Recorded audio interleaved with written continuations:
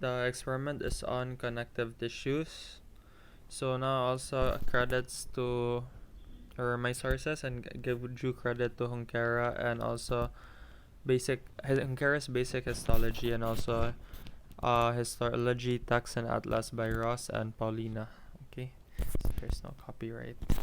So just a short brief reiteration, probably already said in your orientation. So connective tissue, this mainly is like a form of a matrix or a supporting material already underneath your epithelium. Okay, so this is within the lamina propria usually, and this is again a matrix that supports and connects other tissues together. Okay, so you have major constituents here: extracellular matrix, which is composed of your protein fibers, okay, whether collagen, elastic, or reticular, but sometimes usually reticular is type 3 collagen. Okay, and also your ground substances such as your proteoglycans, your glycosaminoglycans, and glycoproteins. Please just correlate this with your lecture, since I say it here, we might end very dugay. Okay, so aside from your extracellular matrix, you also have your cells. So within the course of this experiment or exercise, we should always take note the preponderant fiber and preponderant cell for every connective tissue we encounter. Okay, so that's very important as well. Oh, sorry, it's here. The preponderant fiber and preponderant cell, as well as your organ and your remarkable structures. Okay, so again, the various connective tissues reflects the composition and amount of cells, fibers, and ground substance.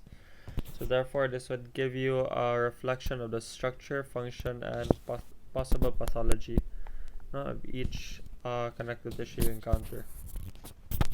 So this is just a brief intro. Alright, so just remember extracellular matrix and the corresponding fibers and the cells. Alright, so we'll proceed to the first one. The first one here is your mesenchymal connective tissue. So this is still your embryonic connective tissues. This one and the connective tissue following. Alright, so in the lab, the specimen is a pig embryo. Pig embryo, take note, okay? Pig embryo. This is examined under LPO. So what's important structures to take note of here is the neural tube, this slit-like opening, your notochord here, but our main focus will just be the mesenchymal connective tissue, okay, which when I will zoom in the next slide you can appreciate. So take note that these cells here are embryologically undifferentiated.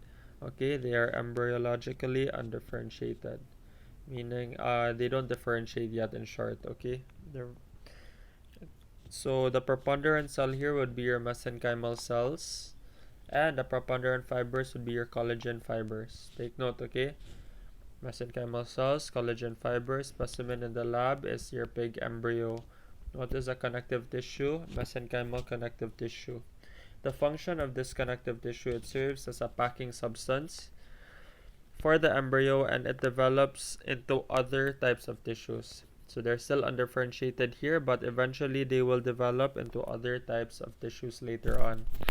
Alright, so take note of the fiber, cell, specimen, and function. So here, if you can zoom in closely, you can appreciate the mesenchymal connective tissue composed of your cells and fibers. So here, if you zoom, this is already HPO, I believe. If you zoom in more with magnification, you can appreciate how undifferentiated these cells are. So these are your mesenchymal cells, and this area now is your, together with the fiber, would comprise your mesenchymal connective tissues. These are just some blood islands, but that's not really our focus, okay? So, according to the textbooks from our very relevant sources, they are elongated undifferentiated mesenchymal cells, and they also develop from the middle layer of the embryo, the mesoderm. Okay? undifferentiated, and take note mesoderm. So here, this is from your textbook. So mesenchymal cells consist of a population of undifferentiated cells. They have prominent nuclei. If you really want to categorize and label it specifically and study more in depth, they have prominent nuclei that indicate high levels of synthetic activity because they are cell embryologic, okay? Hence mesenchymal cells.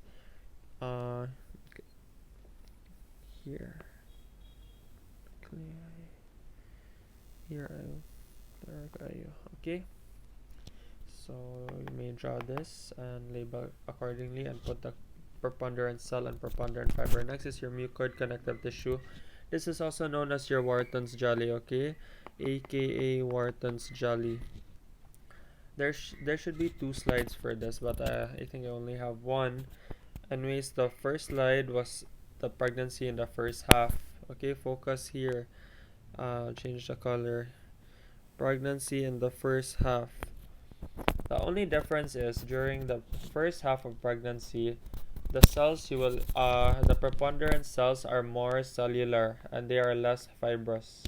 Whereas when your mucous connective tissue on the second half will be less cellular and more fibrous.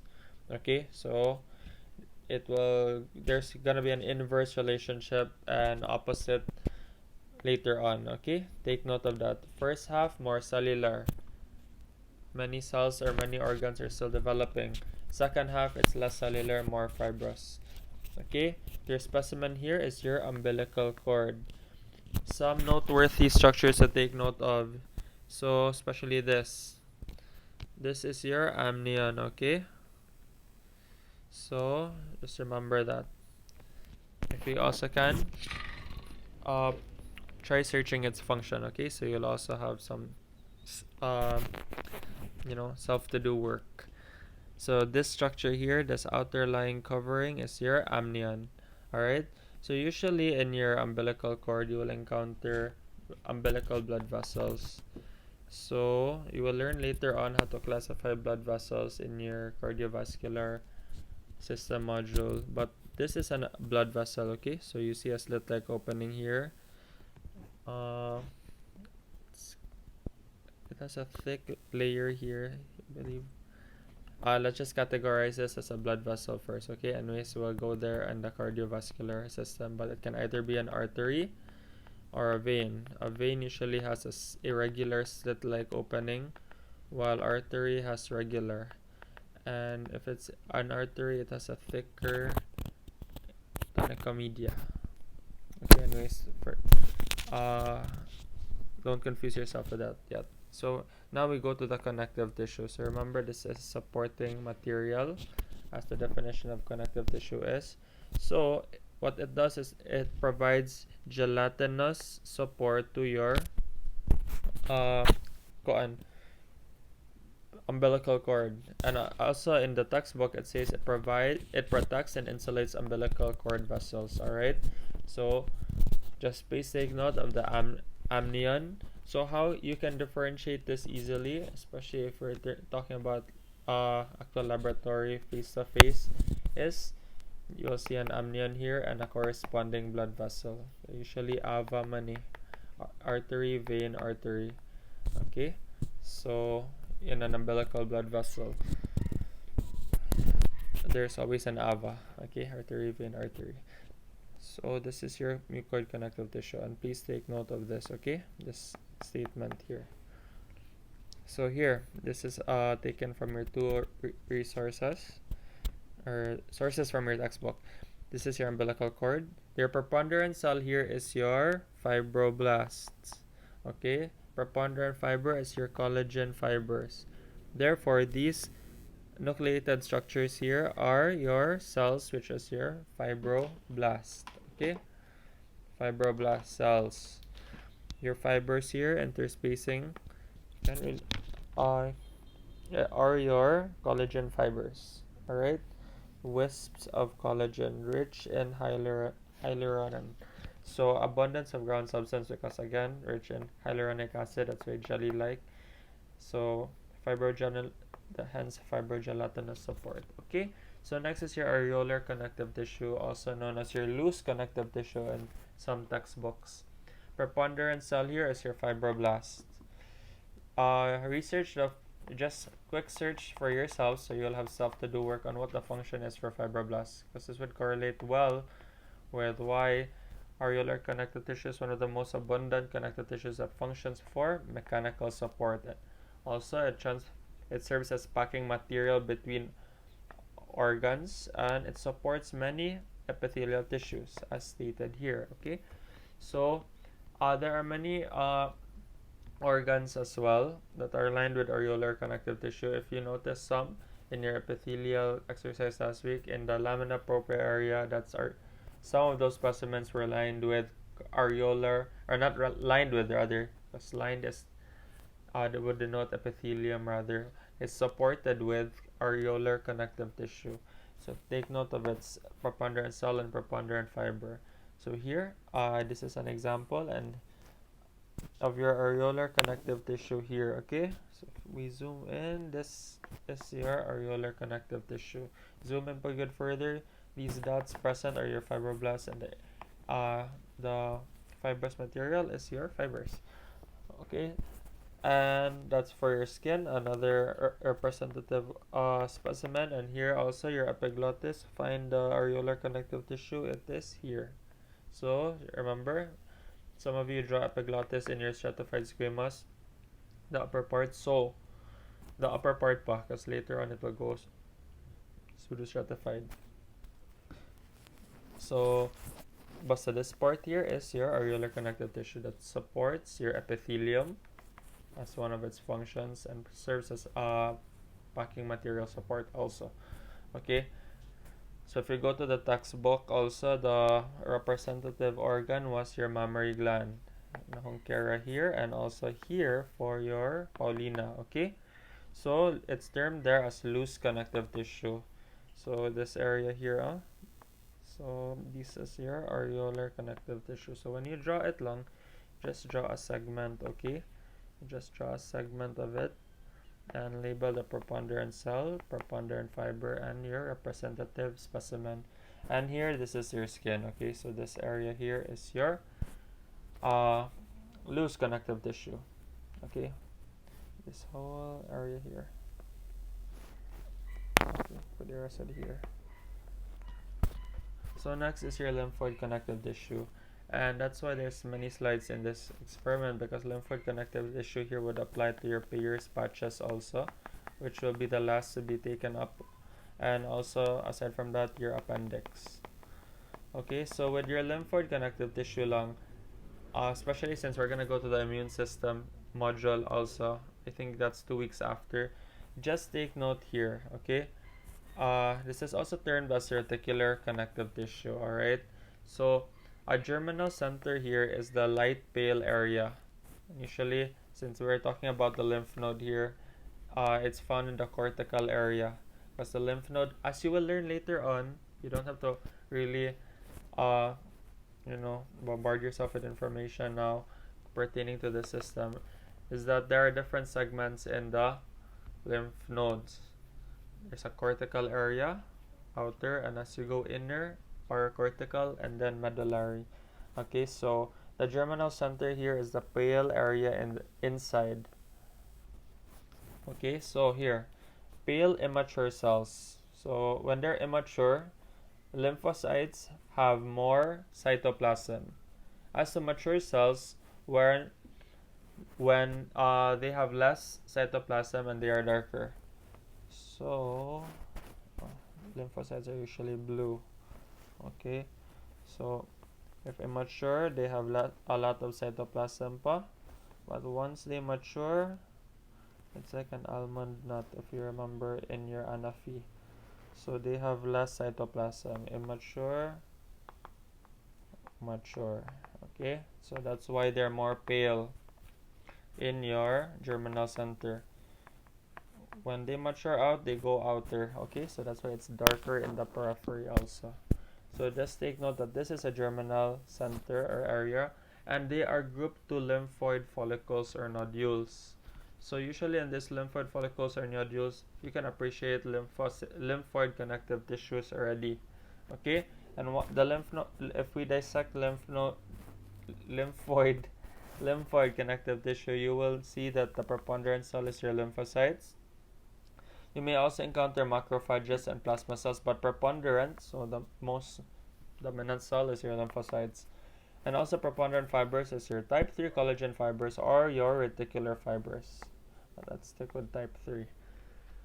So production of lymphocytes, that's the function of the germinal layer, and you can also see this in your palatine tonsils and also your Peyer's patch and also your appendix. Okay, so here, germinal centers, this is still your lymph node. Okay, so this is also known as lymphoid, adenoid, or reticular connective tissue.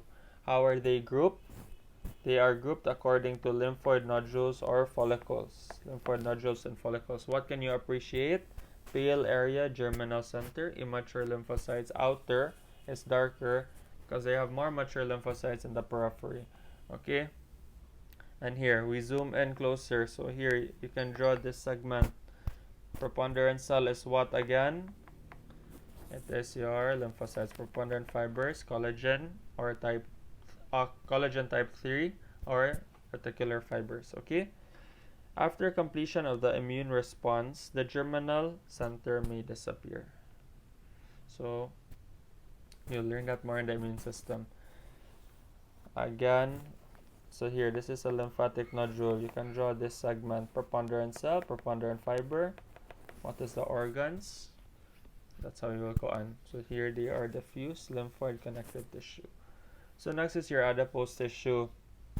We'll start with the functions.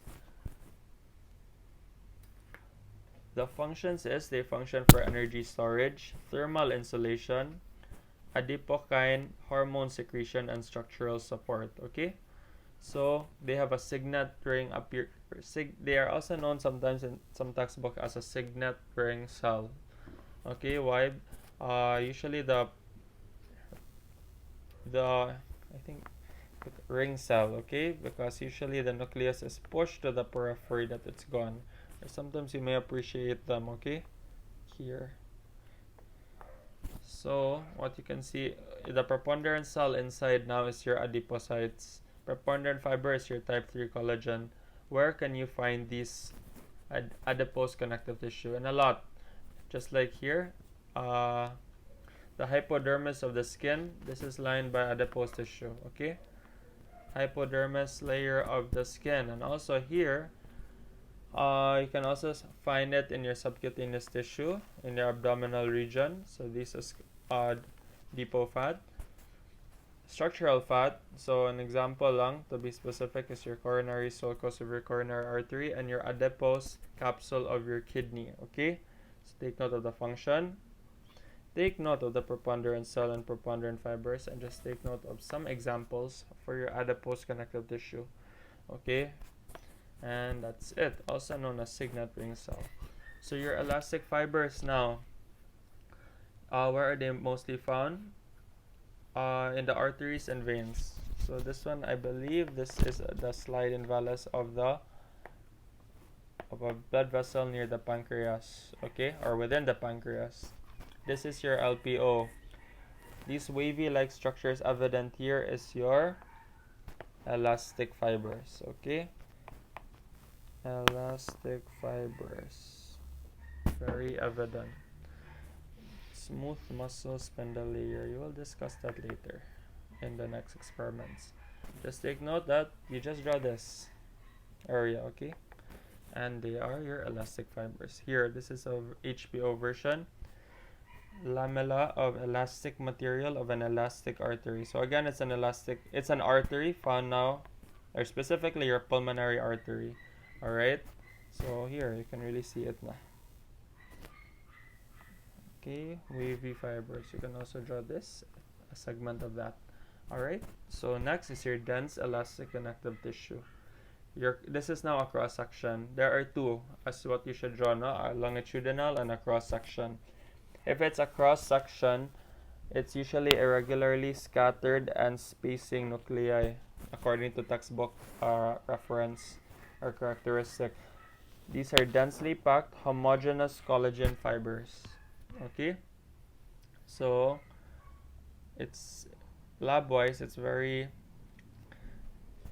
easy, not really easy, okay, but you can, once you familiarize it, you can identify it. So compare it with this, okay? There's a difference of how they are arranged. This is longitudinal and this is cross-sectional. Okay, so again, preponderant cells here would be your fibroblasts. And the preponderant fibers, these nucleated areas, these dots, your fibers here would be, as the name suggests, your dense elastic connective tissue. How are they arranged? Cross-sectionally. So if you're asked to identify the tissue, your answer can just be dense elastic connective tissue. And what is a preponderant cell? Fibroblast. What is the example organ? Ligamentum nuclei. Alright? So then the function for this dense elastic connective tissue is it provides flexible mechanical support when flexibility is necessary. Okay, so they are tightly packed in cross-sectional. So here, this is an example in the textbook. What's noteworthy? Okay, they are packed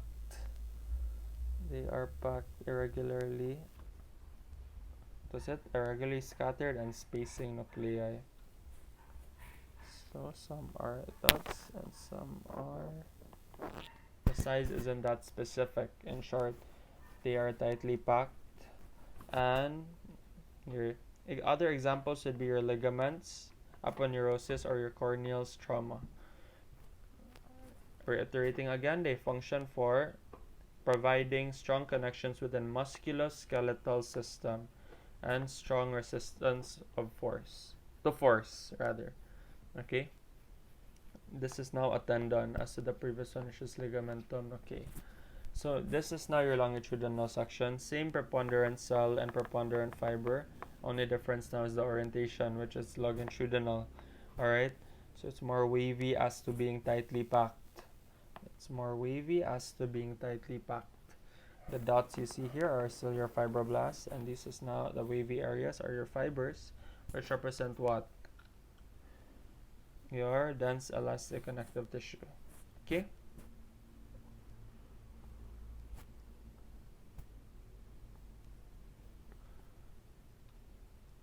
But just to also state this, despite the specimen being called dense elastic connective tissue, in textbook reference, they are termed as dense regular connective tissue. And the preponderant fiber is collagen. Okay, so please cross-reference this in your textbook, because I saw this yesterday in your Ross and also your Unkera, and collagen was the preponderant fiber, while fibroblast was your preponderant cell. Okay. Again, the orientation, it's more uniform. In short, look at the nuclei. Look at spindle shaped. Okay, this is still your tendon as your representative specimen. So the last part is just your two extra lymphoid connective tissue representative organs. So we'll talk first of what is mucosa associated lymphoid tissue, because your appendix and your Peyer's patch would represent this. Okay, so these are secondary lymphoid structures. The primary lymphoid structures, one is your thymus and your bone marrow. The others are usually your secondary. Okay, you'll learn that next 2 weeks from now.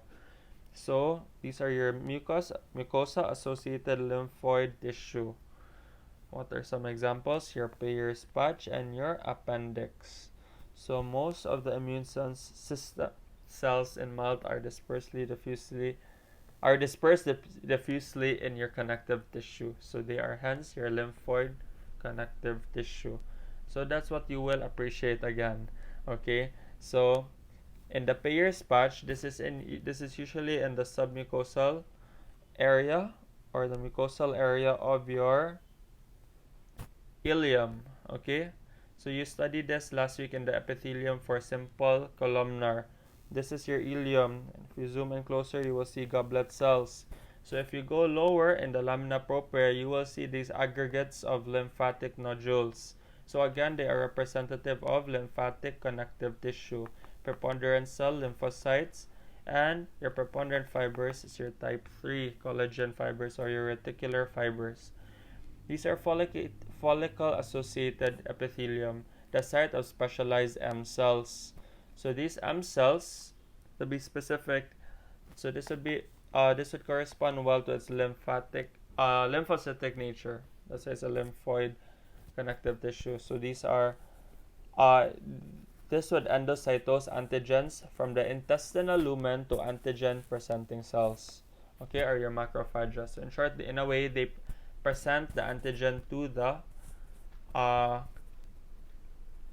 macrophages. From the macrophages to the B cells to elicit an immune response. Okay, so within the germinal layer detects antigen, and later on they will differentiate into plasma cells, because plasma cells is the evolved version of your B cells, and the plasma cells now will secrete antibodies against the specific antigen it was presented with. Okay, so you'll learn that again more on your immune system, so that's just an introduction along. What's important to learn here is just the lymphatic nodule present underneath the epithelium layer or within the lamina propria of your ileum. Okay, ileum. So if you were to draw this, it will really take time. Please draw also again a repeat of your epithelial layer. Okay, to denote that this is indeed in your small intestine. So this is in the laboratory. These are your lymphatic nodules, no? If you zoom in more, you can appreciate the lymphocytes. But if you want to draw, you can use this drawing here lang as reference, since it's very textbook. Okay? Here, I erased it. Okay. So, location, ileum, lamina propria, or submucosa. Last specimen is your vermiform appendix. I'll just use this one, okay? This slide isn't really representative kaayo. Here. Your vermiform appendix, where is your, so this is your epithelial lining, okay, ideally, and then your lymphatic nodules are present here, again in the lamina propria area or your submucosa. So what makes this different from your ileum? If your ileum is lined with simple columnar cells with goblet cells, these have irregularly distributed crypts with glands, okay, these crypts here that in a way invaginate in the luminal area. This is the lumen man. Usually they're filled with, so lumen is a space, diba? Usually they're filled with fecal material. So na ay lining here, this is your first surface, okay? If you compare it with your ileum, what is it with?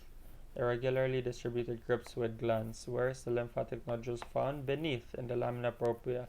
Again, you can see your germinal layers, the pale area, inside immature lymphocytes, and the outer layer, no, which is darker in the periphery of your mature lymphocytes. Preponderant fiber is collagen type 3 or your reticular fibers. Again, your ileum and your appendix are secondary lymphoid structures, lymphatic structures or organs, and they are